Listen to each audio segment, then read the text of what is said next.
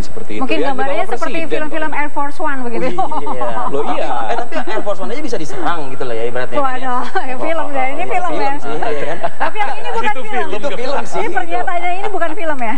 Kalau ini memang real ya, karena didapatkan pernyataan ini oleh para wartawan yang melakukan peliputan.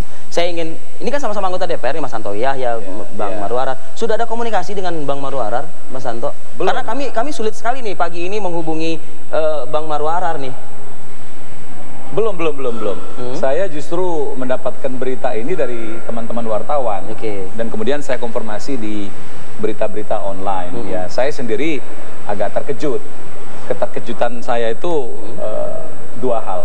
Pernyataan Pertama Bang adalah Tanto, sebelum angka pertama, ini pernyataan dikeluarkan hari Senin 1 September di Hotel Pullman, ya? Oke, keterkejutannya ada berapa tadi? Ada dua. Yang Pertama bahwa proses pembelian pesawat ini sudah melalui mekanisme yang biasa dilakukan, bahwa pemerintah mempunyai program, kemudian